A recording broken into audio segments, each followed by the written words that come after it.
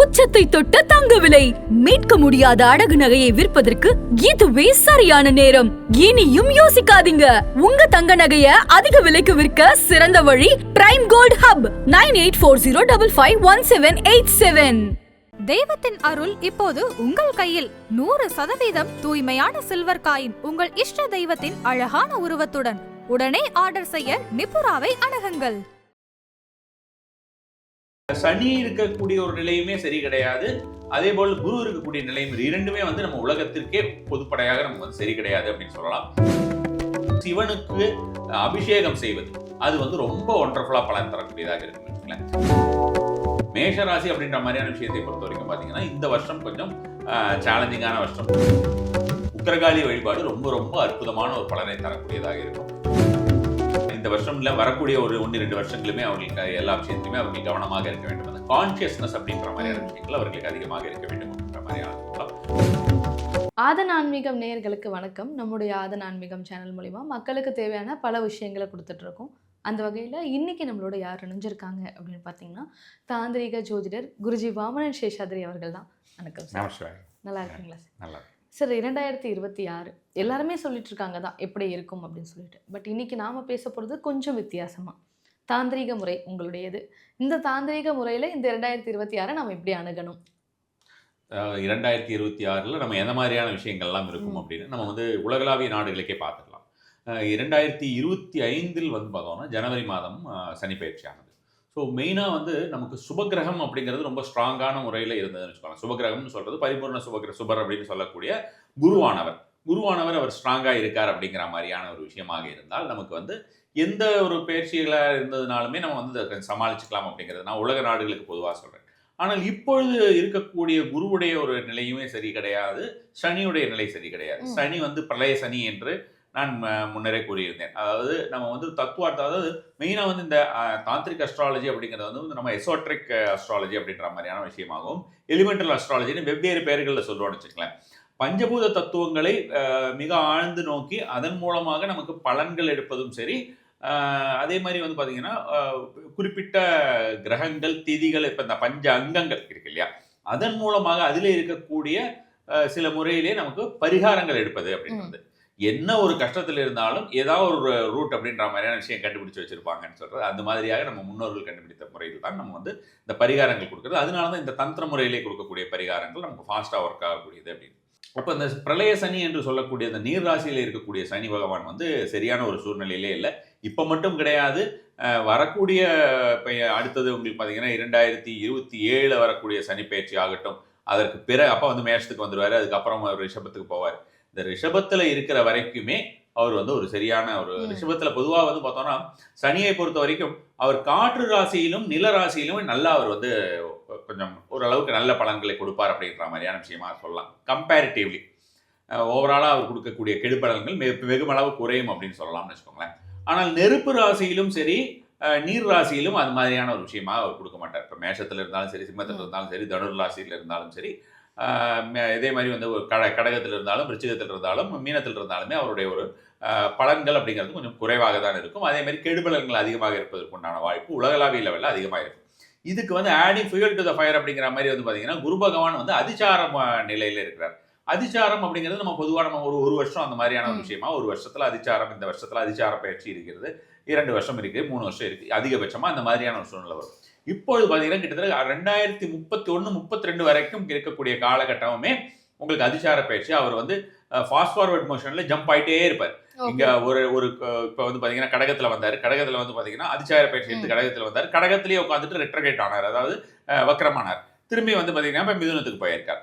அடுத்தது வந்து ஸ்ட்ரைட்டாகவே அவர் வந்து கடகத்தில் ஒரு பயிற்சி ஆகிறது அப்படின்ற மாதிரியான விஷயமா இருக்கும். கடகத்திலிருந்து திரும்பி அடுத்த வருஷமே அவர் வந்து சிம்மத்துக்கு போவார் அப்படின்ற மாதிரியான ஒரு காலகட்டம் இருக்குன்னு வச்சுக்கலாம். அடுத்த வருஷம் எண்ட் அப்படின்ற மாதிரியான நினைக்கிறேன் நான், அல்லது ஜனவரி அது மாதிரியான மாதமாக இருக்கும் 27. ஸோ அப்போ திரும்ப சிம்மத்துக்கு போவார், சிம்மத்திலேயே வந்து இருந்துட்டு அங்கே வக்கரமாயிட்டு திரும்ப வந்து கடகத்துக்கு வர்றார். இப்படி ஒரு நிலை இல்லாமல் வேகமாக அப்படி வந்து இந்த மாதிரியான ஒரு சுபகிரகம் போகக்கூடாது. சனி இருக்கக்கூடிய ஒரு நிலையுமே சரி கிடையாது, அதே போல் குரு இருக்கக்கூடிய நிலையும் இரண்டுமே வந்து நம்ம உலகத்திற்கே பொதுப்படையாக நமக்கு வந்து சரி கிடையாது அப்படின்னு சொல்லலாம்.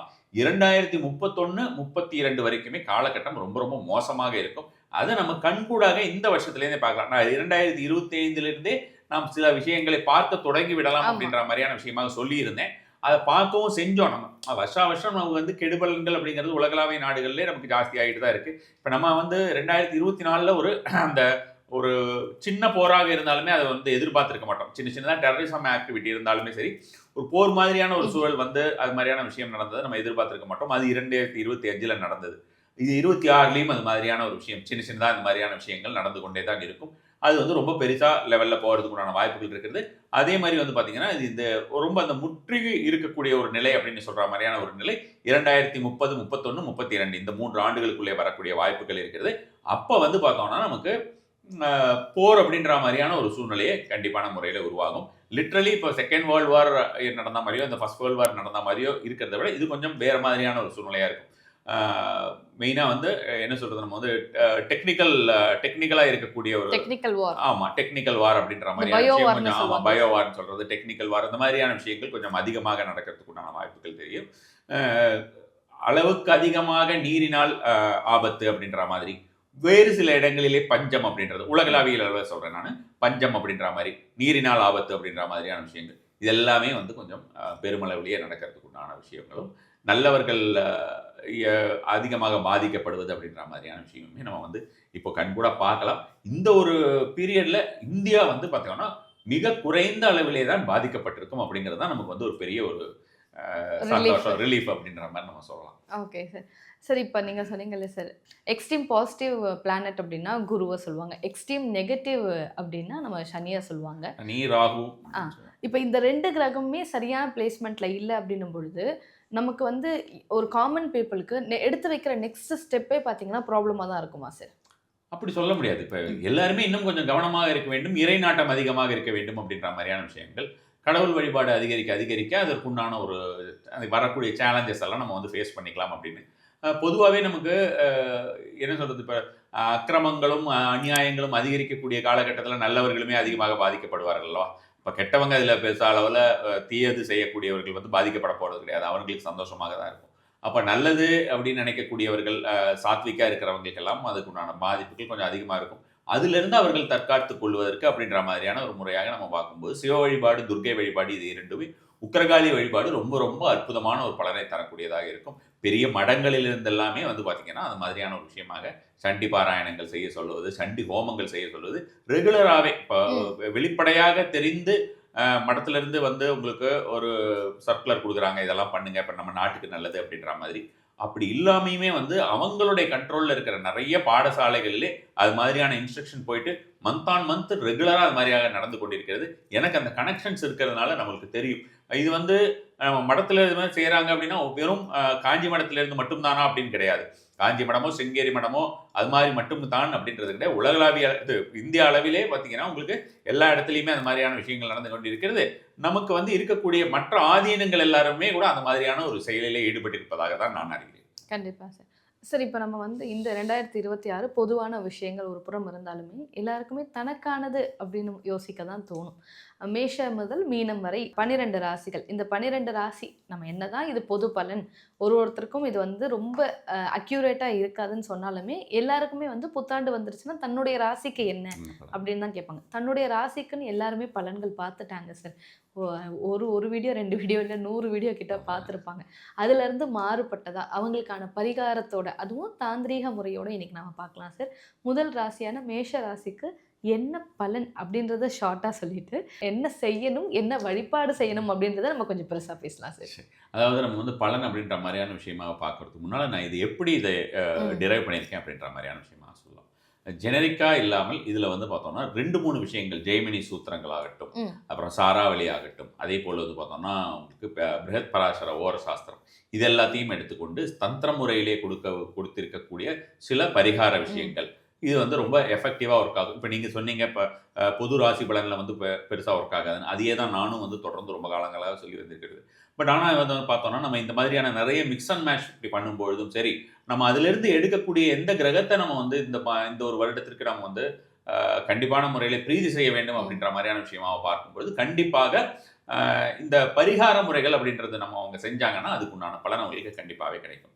மேஷராசி அப்படின்ற மாதிரியான விஷயத்தை பொறுத்த வரைக்கும் பார்த்தீங்கன்னா இந்த வருஷம் கொஞ்சம் சேலஞ்சிங்கான வருஷம், கொஞ்சம் வந்து அவர்கள் ஜாக்கிரதையாக கவனமாக இருக்க வேண்டிய வருஷம் அப்படின்ற மாதிரியானதான் சொல்லணும் இந்த வருஷத்தை பொறுத்த வரைக்கும். இந்த வருஷம்ல வரக்கூடிய ஒரு 1-2 வருஷங்களுமே அவர்களுக்கு எல்லா விஷயத்திலுமே அவர்கள் கவனமாக இருக்க வேண்டும். அந்த கான்ஷியஸ்னஸ் அப்படின்ற மாதிரியான விஷயங்கள் அவர்களுக்கு அதிகமாக இருக்க வேண்டும் அப்படின்ற மாதிரியான சொல்லலாம். பொதுவாக அவர்கள் வந்து எந்தெந்த ஏரியாஸில் அவங்க கவனமாக இருக்கணும் அப்படின்ற மாதிரியான விஷயமா பார்த்தோம்னா, இந்த வேலை அப்படின்ற மாதிரியான விஷயத்தில் அந்த வேலையிலேயே பார்த்தீங்கன்னா உங்களுக்கு ஒரு மிகப்பெரிய ஒரு லாபம் அப்படின்ற மாதிரியான விஷயம் வந்து ஜூன் மாதத்துலேருந்து அக்டோபர் மாதம் வரைக்கும் வேலையில் லாபம், பணம் அப்படின்ற மாதிரியான விஷயங்கள்ல அதிகப்படியான ஒரு பலன் அப்படின்ற மாதிரியான விஷயங்கள், சுப நிகழ்ச்சிகள், நல்ல மனசந்தோஷம், இது எல்லாமே ஜூன் டு அக்டோபர் அப்படின்ற மாதிரியான சீசன்ல கண்டிப்பான முறையில் அவர்களுக்கு வருவதற்குண்டான வாய்ப்புகள் அதிகமாகவே இருக்கிறது. ஓவராலாக இந்த ஒரு 4 மாதம் 3 மாதத்தை தவிர்த்துட்டு ஜூன், ஜூலை, ஆகஸ்ட், செப்டம்பர், அக்டோபர்னா கிட்டத்தட்ட 5 மாதம் இருக்குது. 5 மாதம் தவிர மீறி இருக்கக்கூடிய 7 மாதங்கள் அப்படின்ற மாதிரியான ஒரு முறையாக அவர்கள் வேலையில் இருக்கக்கூடிய இடங்களில் அவர்கள் கவனமாக இருப்பது, வண்டி வாகனங்கள் ஓட்டுவதிலே கவனமாக இருப்பது, திடீர் நோய்கள் ஏதாவது வந்தால் உடனடியாக அதற்கு என்ன விஷயமோ அதை பார்த்துக்கிறது, ஹாஸ்பிட்டலைசேஷன் எக்ஸ்பென்சஸ் கொஞ்சம் அதிகமாக வருவதற்குண்டான வாய்ப்புகள் தெரிகிறது. அதே மாதிரி வந்து பார்த்தோம்னா அவங்க மன நிம்மதி அப்படின்ற மாதிரியான விஷயத்துலையுமே கொஞ்சம் கவனம் எடுத்துக்கொள்ள வேண்டும். இதெல்லாம் வந்து பொதுவாக நம்ம வந்து மேஷராசிகளுக்கு பெரும்பாலான நபர்களுக்கு இது மாதிரியான விஷயங்களை எதிர்பார்க்கலாம். Okay sir. இவங்க வந்து என்ன மாதிரியான விஷயங்களை செய்யும் பொழுது இதில் இருக்கக்கூடிய ஆபத்துன்றதை குறைச்சிக்கலாம்? இவர்கள் வெகு முக்கியமாக இவர்கள் செய்ய வேண்டியது அப்படிங்கிறது வந்து பார்த்தீங்கன்னா, ருத்ர ஜபம் இருக்கு இல்லையா, ருத்ர ஜபத்தை கேட்டு வருவது. இப்போ ருத்ரம் சமக்கம் அப்படின்னு போட்டிங்கன்னா கேட்டாலுமே நல்ல ஒரு பலன் கிடைக்கும். ஆனால் அது வந்து நம்ம வந்து ஒரு டீக்கடையில் ஓடுற இது மாதிரி இல்லாமல் அவங்க கவனமாக கேட்கணும். சாதாரண பாட்டாக அப்படி ஓட விட்டுட்டு அவங்க வேலையை அவங்க செஞ்சுட்டு இருக்கிறதுன்னு இல்லாமல் அதற்கு ஒரு 20 நிமிஷமாவது ஒரு நாளைக்கு ஒதுக்கி அந்த டைமில் அவங்க வந்து தினசரி கேட்டு வருவது அப்படிங்கிறது அதிகப்படியான பலன் தரும். இரண்டாவதாக பார்த்தீங்கன்னா, சிவனுக்கு அபிஷேகம் செய்வது அது வந்து ரொம்ப ஒண்டர்ஃபுல்லாக பலன் தரக்கூடியதாக இருக்குன்னு வச்சுங்களேன். அவர்கள் சிவனுக்கு அபிஷேகம் செய்ததுன்னு பால் அபிஷேகம் தான் செய்யணும்னு அவசியம் கிடையாது.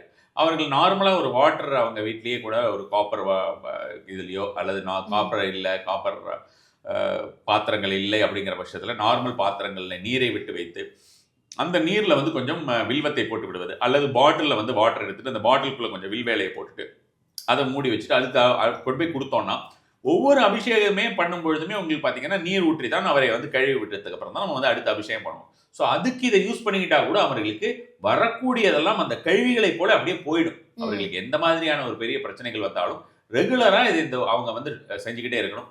எப்போ செய்யலாம் அப்படின்ற மாதிரியான விஷயமா எப்பெல்லாம் முடியுதோ அப்போ செய்யலாம் அப்படின்றதுக்கு சனிக்கிழமைகளில் செய்வது அவர்களுக்கு ரொம்ப ரொம்ப அதிகப்படியான ஒரு பலன் தரக்கூடியதாக இருக்கும். வியாழக்கிழமையில் செஞ்சாலுமே அவங்களுக்கு நல்ல ஒரு பலன் தரக்கூடியதாக இருக்கும். இந்த மேஷராசினரை பொறுத்த வரைக்கும் கவனம் அப்படின்ற மாதிரியான விஷயத்தை பொறுத்த வரைக்கும் அந்த இது ஏதாவது ஒரு நாடி சோதனை அப்படிங்கிற மாதிரியான விஷயமோ ஏதாவது ஒரு பிராணாயாமம் அவர்களுக்கு ரொம்ப இப்போ அதிகப்படியாக ஹெல்ப் பண்ணக்கூடியது அப்படின்ற மாதிரியான விஷயமா பார்த்தோம்னா பிரீத்திங் டெக்னிக்ஸ் தான். இந்த பிரீத்திங் டெக்னிக்ஸ் ரொம்ப ஃபாஸ்ட்டாக ஒர்க் ஆகக்கூடியதாக இருக்கும்.